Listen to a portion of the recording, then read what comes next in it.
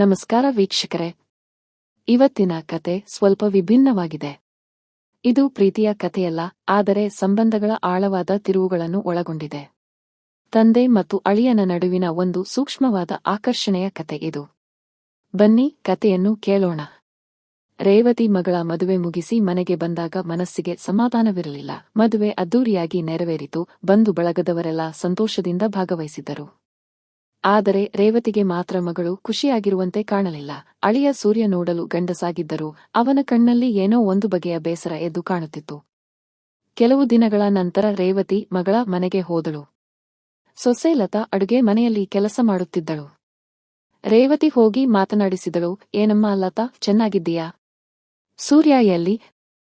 ಲತಾ ತಲೆ ತಗ್ಗಿಸಿ ನಿಂತು, ಅವರು ಆಫೀಸಿಗೆ ಹೋಗಿದ್ದಾರೆ ಅತ್ತೆ ಎಂದಳು. ರೇವತಿಗೆ ಏನೋ ಸರಿ ಇಲ್ಲವೆನಿಸಿತು. ಲತಾಳ ಮುಖದಲ್ಲಿನ ಕಳೆಗುಂದಿದ ಭಾವ ರೇವತಿಯನ್ನು ಕಾಡತೊಡಗಿತು. ಲತಾ, ಏನಾಗಿದೆ? ಸೂರ್ಯ ನಿನ್ನನ್ನು ಚೆನ್ನಾಗಿ ನೋಡಿಕೊಳ್ಳುತ್ತಿದ್ದಾನೋ ಇಲ್ಲವೋ ಎಂದು ಕೇಳಿದಳು. ಲತಾ ಏನೂ ಹೇಳದೆ ಕಣ್ಣೀರು ಹಾಕತೊಡಗಿದಳು. ರೇವತಿ ಅವಳನ್ನು ಸಮಾಧಾನ ಮಾಡಲು ಹೋದಳು. ಅಳಬೇಡ ತಾಯಿ, ನನಗೇನಾದರೂ ಹೇಳು. ನಾನು ನಿನ್ನ ತಾಯಿ ಇದ್ದ ಹಾಗೆ. ನಿನಗೆ ತೊಂದರೆಯಾದರೆ ನನಗೆ ತಡೆಯಲು ಸಾಧ್ಯವಿಲ್ಲ. ಲತಾ ನಿಧಾನವಾಗಿ ಹೇಳಲು ಪ್ರಾರಂಭಿಸಿದಳು. ಅತ್ತೆ, ಸೂರ್ಯ ನನಗೆ ಗಂಡನಾಗಿ ಸಿಕ್ಕರೂ ಅವನ ಮನಸ್ಸು ನನ್ನ ಜೊತೆ ಇಲ್ಲ. ಅವನು ಯಾವಾಗಲೂ ಬೇಸರದಿಂದ ಇರುತ್ತಾನೆ. ನನ್ನನ್ನು ಮಾತನಾಡಿಸುವುದು ಕಡಿಮೆ. ನಾನು ಅವನಿಗೆ ಇಷ್ಟವಿಲ್ಲವೇನೋ ಎಂದು ಅನಿಸುತ್ತದೆ. ರೇವತಿಗೆ ಆಶ್ಚರ್ಯವಾಯಿತು. ಸೂರ್ಯ ನೋಡಲು ಸುಂದರವಾಗಿದ್ದ, ಒಳ್ಳೆಯ ಕೆಲಸದಲ್ಲಿದ್ದ. ಆದರೂ ಲತಾಗೆ ಯಾಕೆ ಸಂತೋಷವಿಲ್ಲ ಎಂದು ರೇವತಿಗೆ ಅರ್ಥವಾಗಲಿಲ್ಲ. ಸರಿ ಬಿಡು ಲತಾ, ನಾನಿರುವೆ. ಎಲ್ಲ ಸರಿಪಡಿಸುತ್ತೇನೆ ಎಂದು ಧೈರ್ಯ ಹೇಳಿದಳು. ಅಂದಿನಿಂದ ರೇವತಿ ಆಗಾಗ ಮಗಳ ಮನೆಗೆ ಹೋಗಿ ಬರುತ್ತಿದ್ದಳು. ಸೂರ್ಯನ ಬಗ್ಗೆ ಗಮನ ಇಡುತ್ತಿದ್ದಳು. ಒಂದು ದಿನ ಸೂರ್ಯ ಆಫೀಸಿನಿಂದ ಬೇಗನೆ ಬಂದಿದ್ದ. ರೇವತಿ ಹಾಲ್ನಲ್ಲಿ ಕುಳಿತು ಟಿವಿ ನೋಡುತ್ತಿದ್ದಳು. ಸೂರ್ಯ ಬಂದವನೇ ನೇರವಾಗಿ ತನ್ನ ಕೋಣೆಗೆ ಹೋದ. ರೇವತಿಗೆ ಕುತೂಹಲ ಹೆಚ್ಚಾಯಿತು. ಅವಳು ನಿಧಾನವಾಗಿ ಸೂರ್ಯನ ಕೋಣೆಯ ಬಳಿ ಹೋದಳು. ಬಾಗಿಲು ಸ್ವಲ್ಪ ತೆರೆದಿತ್ತು. ಒಳಗಡೆ ಸೂರ್ಯ ಮೊಬೈಲ್ ನೋಡುತ್ತಾ ನಗುತ್ತಿದ್ದ. ರೇವತಿಗೆ ಅನುಮಾನ ಬಂತು. ಆತ ಯಾರ ಜೊತೆ ಮಾತನಾಡುತ್ತಿದ್ದಾನೆ ಎಂದು ನೋಡಬೇಕೆನಿಸಿತು. ಅವಳು ಬಾಗಿಲನ್ನು ಇನ್ನಷ್ಟು ತೆರೆದು ನೋಡಿದಳು.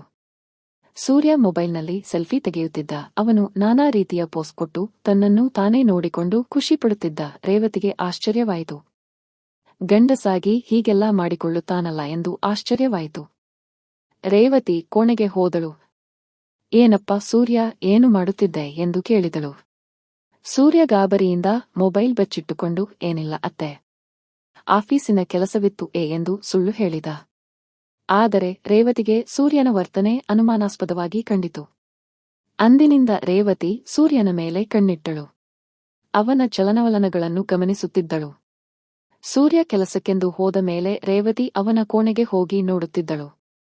ಅವನ ಮೊಬೈಲ್ ಪರಿಶೀಲಿಸಲು ಪ್ರಯತ್ನಿಸುತ್ತಿದ್ದಳು. ಆದರೆ ಮೊಬೈಲ್ ಲಾಕ್ ಆಗಿದ್ದರಿಂದ ಏನೂ ಮಾಡಲು ಸಾಧ್ಯವಾಗಲಿಲ್ಲ. ಒಂದು ದಿನ ಸೂರ್ಯನ ಮೊಬೈಲ್ ರಿಂಗ್ ಆಯಿತು. ರೇವತಿ ನೋಡಿದಳು. ರಹಸ್ಯ ಎಂದು ಸೇವ್ ಆಗಿದ್ದ ನಂಬರ್ನಿಂದ ಕರೆ ಬಂದಿತ್ತು. ರೇವತಿಗೆ ಕುತೂಹಲ ತಡೆಯಲಾಗಲಿಲ್ಲ. ಅವಳು ಕಾಲ್ ರಿಸೀವ್ ಮಾಡಿದಳು. ಹಲೋ ಸೂರ್ಯ, ಏನು ಮಾಡುತ್ತಿದ್ದೀಯಾ? ಬೇಗ ಬಾ, ನಾನು ನಿಮಗಾಗಿ ಕಾಯುತ್ತಿದ್ದೇನೆ ಎಂದು ಒಂದು ಹೆಂಗಸಿನ ಧ್ವನಿ ಕೇಳಿಸಿತು. ರೇವತಿಗೆ ಶಾಕ್ ಆಯಿತು. ಸೂರ್ಯ ಬೇರೆ ಹೆಂಗಸಿನ ಜೊತೆ ಸಂಬಂಧ ಇಟ್ಟುಕೊಂಡಿದ್ದಾನೆ ಎಂದು ತಿಳಿದು ರೇವತಿಗೆ ಸಿಟ್ಟು ಬಂತು. ತನ್ನ ಮಗಳ ಜೀವನ ಹಾಳಾಗುತ್ತಿದೆ ಎಂದು ರೇವತಿಗೆ ದುಃಖವಾಯಿತು. ಆ ಕ್ಷಣದಲ್ಲಿ ರೇವತಿ ನಿರ್ಧಾರ ಮಾಡಿದಳು. ಸೂರ್ಯನ ನಿಜವಾದ ಮುಖವನ್ನು ಜಗತ್ತಿಗೆ ತೋರಿಸಬೇಕು. ತನ್ನ ಮಗಳ ಜೀವನವನ್ನು ಉಳಿಸಬೇಕು. ರೇವತಿ ತಕ್ಷಣ ಮೊಬೈಲ್ ಕಟ್ ಮಾಡಿ ಸೂರ್ಯನಿಗೆ ಕರೆ ಮಾಡಿದಳು. ಸೂರ್ಯ, ನೀನು ಎಲ್ಲಿರುವೆ? ಬೇಗ ಮನೆಗೆ ಬಾ, ಸ್ವಲ್ಪ ಮಾತನಾಡಬೇಕು ಎಂದು ಹೇಳಿದಳು. ಸೂರ್ಯ ಗಾಬರಿಯಿಂದ ಮನೆಗೆ ಬಂದ. ರೇವತಿಯನ್ನು ನೋಡಿದವನೇ, ಏನಾಯಿತು ಅತ್ತೆ? ಯಾಕೆ ಕರೆ ಮಾಡಿದೆ ಎಂದು ಕೇಳಿದ. ರೇವತಿ ಗಂಭೀರವಾಗಿ, ನನಗೆ ಎಲ್ಲವೂ ಗೊತ್ತು ಸೂರ್ಯ, ನಿನ್ನ ರಹಸ್ಯ ಸಂಬಂಧದ ಬಗ್ಗೆ ನನಗೆ ತಿಳಿದಿದೆ. ನೀನು ನನ್ನ ಮಗಳಿಗೆ ಮೋಸ ಮಾಡುತ್ತಿದ್ದೀಯಾ ಎಂದು ಹೇಳಿದಳು. ಸೂರ್ಯ ಬೆಚ್ಚಿಬಿದ್ದು, ಅತ್ತೆ, ನೀವು ತಪ್ಪಾಗಿ ತಿಳಿದುಕೊಂಡಿದ್ದೀರಿ. ನನಗ್ಯಾವ ಸಂಬಂಧವೂ ಇಲ್ಲ ಎಂದು ಸುಳ್ಳು ಹೇಳಿದ. ರೇವತಿ ಕೋಪದಿಂದ, ಸುಳ್ಳು ಹೇಳಬೇಡ ಸೂರ್ಯ, ನಾನೇ ನಿನ್ನ ಮೊಬೈಲ್ನಲ್ಲಿ ಆ ಹೆಂಗಸಿನ ಕಾಲ್ ರಿಸೀವ್ ಮಾಡಿದೆ. ಎಲ್ಲವೂ ನನ್ನ ಕಣ್ಣಾರೆ ಕಂಡಿದ್ದೇನೆ ಎಂದಳು.